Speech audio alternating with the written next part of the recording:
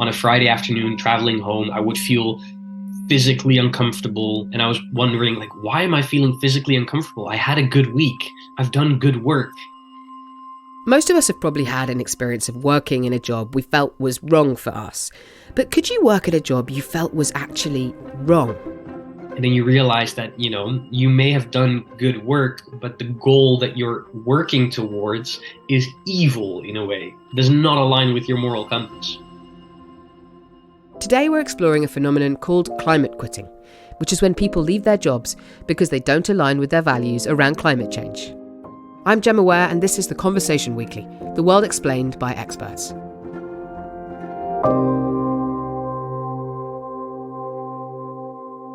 Welcome, Sam. Great to have you in our makeshift studio here in the office in London. Thanks, Gemma. It's good to be here. So, Sam Phelps, you're one of the commissioning editors on the International Affairs Desk at The Conversation in the UK.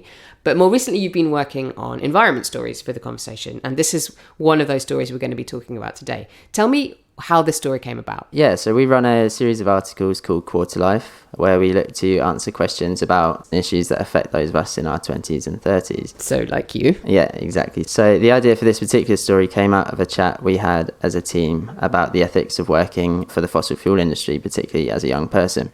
So floods, fires, climate disasters, they're all obviously becoming more common, getting a lot worse. So there are plenty of reasons to avoid working in the industry that has played such a leading role in delivering us climate change. So the idea behind this story in particular was this concept of climate quitting. So when people actually leave their jobs, quit because of concerns over these floods, fires, climate crises that are happening. Exactly. So I know people from university who've taken jobs in the fossil fuel industry after graduating. So there were two areas that we wanted to investigate in a bit more detail. The first is what advice is out there on how to navigate a conversation with a friend or a family member if you think their fossil fuel job is unethical. Tricky. Exactly, yeah. And second, has climate change stopped young professionals from planning long term? So have fears about or anxiety over the effects of climate change stopped young people from pursuing promotion opportunities at work? Or even has climate change stopped them looking for a mentor and someone that works in a role that they can see themselves in a few years?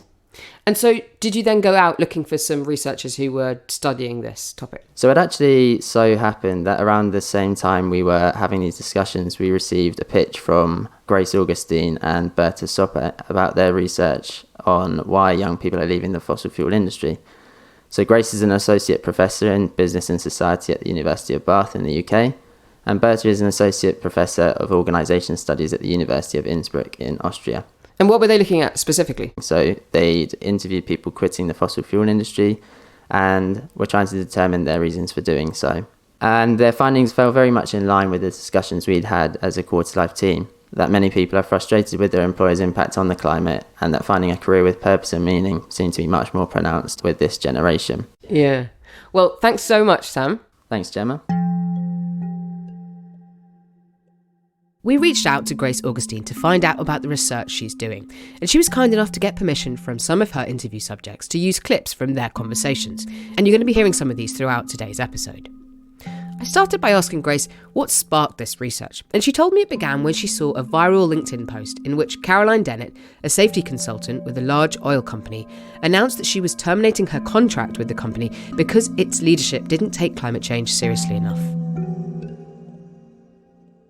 It was really that initial post, but also how we saw people's reactions to that post that we thought there might be something here. I wonder if she's the only one doing this or if this is more of a widespread phenomena. And we've been lucky enough to speak with Caroline, and she's really put herself out there publicly, whereas some of the other people we've spoken to are not as public about their climate quitting action, but we certainly feel like we're onto something. So far, Grace and her colleagues have interviewed 39 people who cite climate concerns as their main reason for leaving their jobs. The research is ongoing and it's not been published yet, though they have presented it at conferences where it's undergone peer review. We really wanted to understand what the sort of impetus was to them quitting, what led to them even thinking about quitting, and then the whole process by which they went about quitting their jobs. These 39 interviewees are from all over the world, including the US, the UK, Canada, Chile, Denmark, Germany, the Netherlands, and Australia. And perhaps not surprisingly, they are mostly young people. We are finding that This is more prevalent amongst younger people, which doesn't surprise us when we look at trends with the younger people being more concerned about climate change more generally, as well as being more apt to seek out employers who have better environmental, social, and governance credentials, and to hold their employers to account more for those claims that they make. But we actually have also interviewed people who are mid-career and at the later stages of their career. Grace has interviewed people who work in a number of different industries for her research so far, but most work in the oil and gas sector. Any decision to leave your job, there are push factors and pull factors. And in oil and gas, there is a much stronger push factor based on this cognitive dissonance that people report feeling at work. Whereas people that we're seeing in other industries, like there's been a few high-profile people who've left the tech industry and have decided to commit their career to fighting climate change. Those people, I'd say we see more pull factors. They see this is the biggest problem facing humanity. I want to put my skills and my talent towards this complex, difficult problem because I'm a problem solver, but with oil and gas, there's some of that draw, but there's more of a push factor than a pull factor. Regardless of the industry, all of the interviewees have cited concern about climate change as the main reason for leaving their jobs. But for those who work in the oil and gas sector, you might wonder why they decided to take the job in the first place. I also had the same question going into this research, didn't everyone kind of know what they were getting themselves into when they would have joined an extractive industry? Yes and no. I think some joined in a period where there seemed to be more of a genuine commitment to change. Some of them thought that they were joining at a time that they could actually be part of the energy transition from within the incumbent companies who had the skills, the technology, the resources to actually make that transition happen. Here's one man giving his reasons for why he decided to work for an oil and gas company. The real line that got me was that gas would be the bridge fuel to a carbon-free future. And looking back on it, I think I used that as rationalization to take on the role that I wouldn't be able to work on alternative energy right away, but I'd be working on the next step to alternative energy, which is gas, natural gas. I really didn't want it on my conscience that I was making the world worse, using the talents and skills I acquired from many years of study to make the world worse and bring us on the brink of a climate disaster. Many of the people Grace interviewed said that they joined the industry and stuck with it because they genuinely enjoyed their roles. They may have had a good salary, good learning experiences, enjoyed their colleagues, some interesting intellectual challenges at work, access to resources or labs that they might not get in other settings. But eventually, that cognitive dissonance comes in where it can physically affect you. Cognitive dissonance as a term, so this idea that your behaviors are not matching your belief system and you feel the need to either change your beliefs or change your behavior. That came up time and time again from our interviewees. They were very aware of the conflict that they were feeling and the discomfort that they were feeling based on that cognitive dissonance. They were increasingly feeling a sense of urgency around the climate crisis, something that they thought might be happening 10, 15, 20 years down the line, such as heat records being broken or climate-related weather events. They felt an increasing sense that it couldn't wait any longer for them to leave this industry that they felt was really at the heart of the problem. Some traced the realization that they needed to quit back to one event. The breaking point or tipping point for me was there was one day where I was in the office and I watched Greta Thunberg's speech from fall of 2019. It was like the week after she did that. And she was just like, I don't remember the exact phrasing, but like, why do we as kids have to be like yelling at you about this? This is all wrong. I shouldn't be up here. I should be back in school on the other side of the ocean. Yet you all come to us young people for hope. How dare you? And that was like a really powerful moment. I just like closed my office door and cried.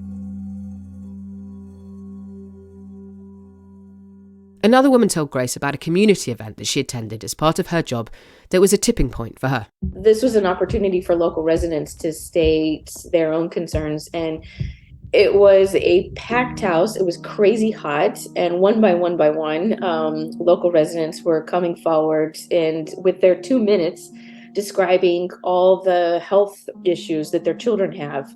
They were describing what it's like to be afraid to come out of their home. I mean, I don't remember all the details specifically, but I just remember being insanely embarrassed. And it was extremely eye-opening. It was actually very uncomfortable. There was a lot of sort of jabs at oil and gas in terms of the failed state of the community. And these are things I was so embarrassed to learn. I had no idea that just 5 miles down from where I was living, 1 out of 3 children were living in poverty. And I was sort of appalled because I had sort of kept myself in this idea that what I was doing, what oil and gas was doing, was supposed to benefit local communities. I was like, that's the whole reason we're here, right?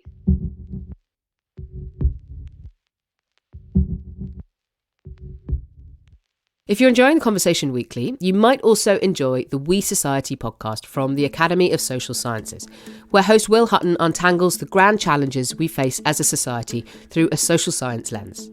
Will has gathered some of the UK's most groundbreaking and influential social scientists to ask how their research could help solve some of the UK's and the world's most pressing problems. In the coming season, the We Society will tackle Britain's ailing high streets, bankrupt councils, and the continued lack of disability inclusion, amongst other important topics. So, if you want to hear research-led insights and solutions and a great conversation, look up the We Society on all podcast platforms. Now back to the Conversation Weekly.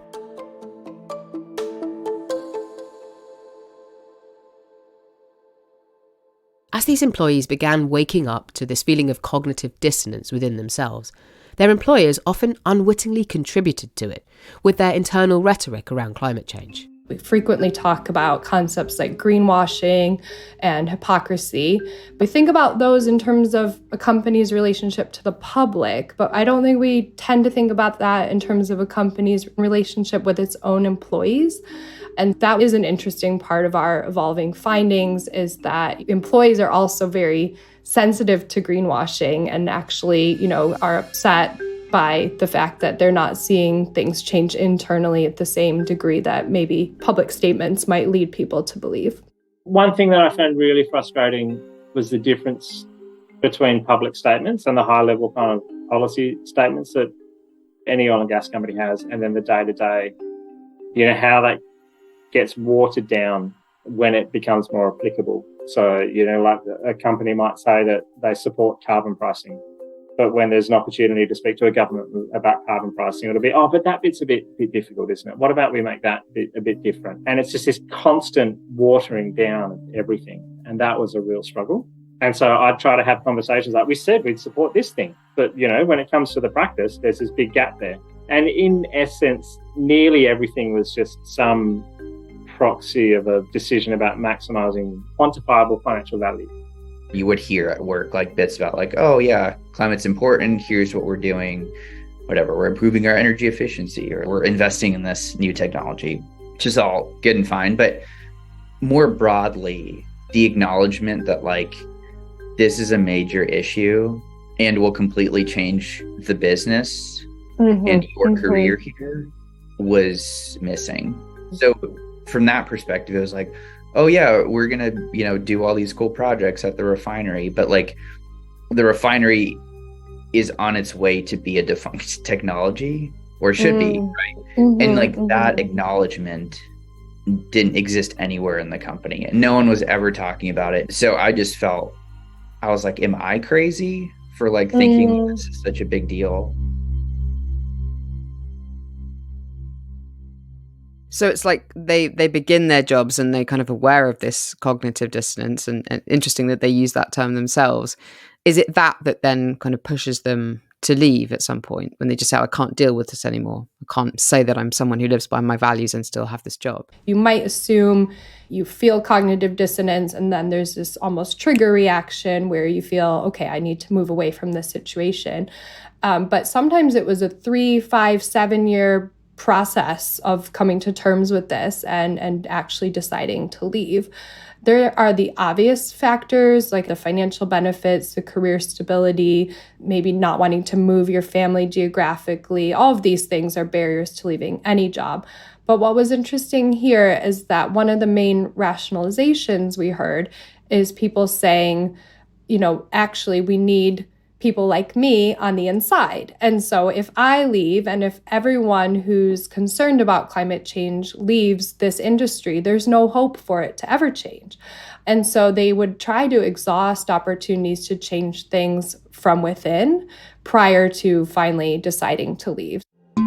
For those teetering on the edge of leaving, Grace told me that sometimes a public event, such as an oil spill, would push them over and they'd decide to quit.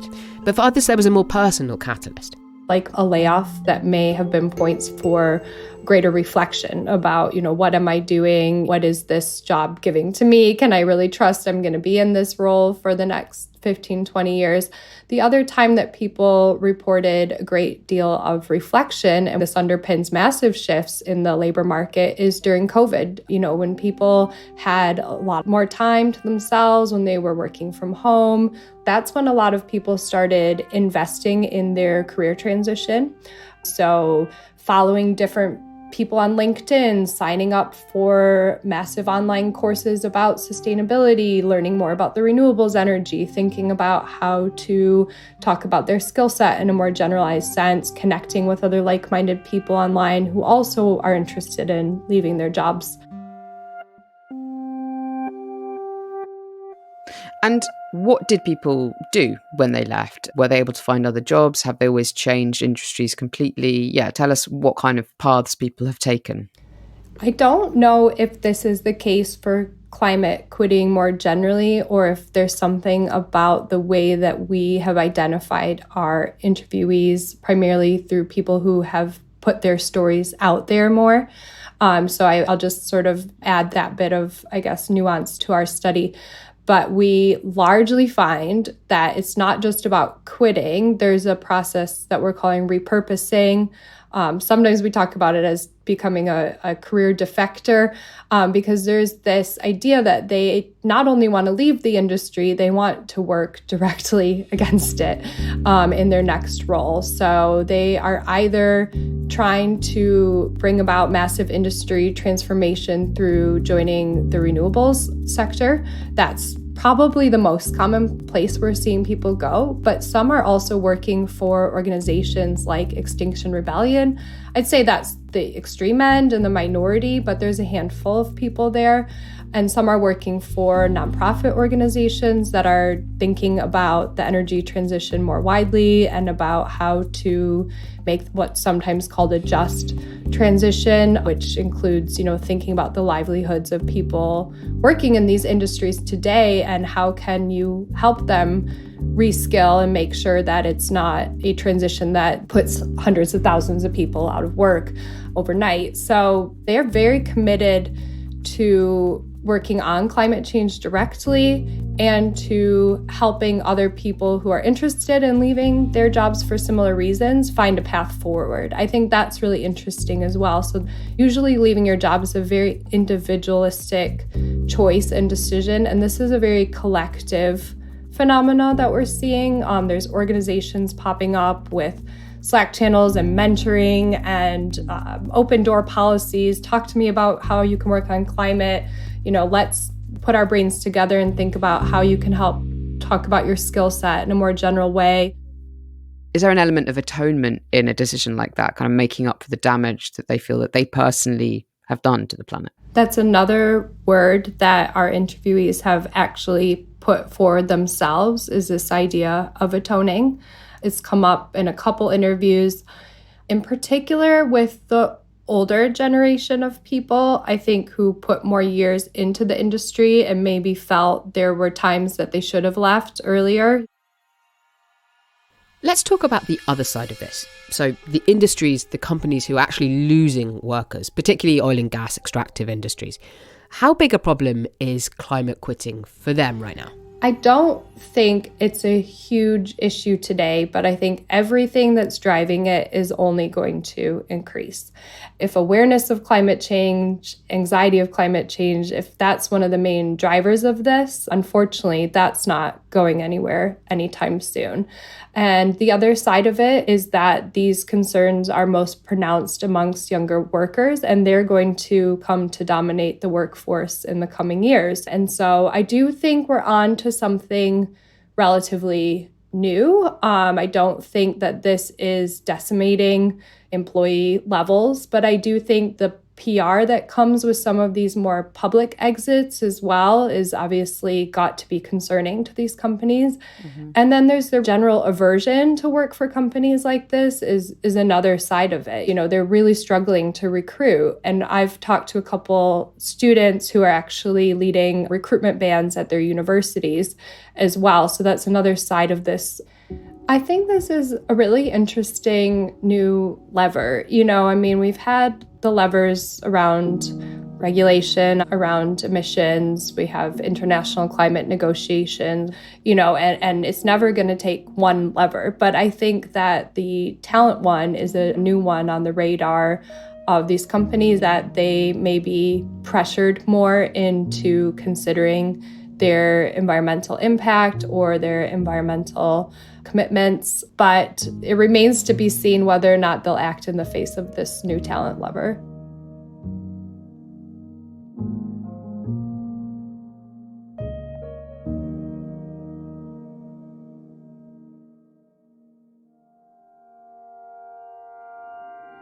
That's it for this week's episode. Thanks to Grace Augustine for speaking with us and for getting permission to use clips from her interviews in this episode.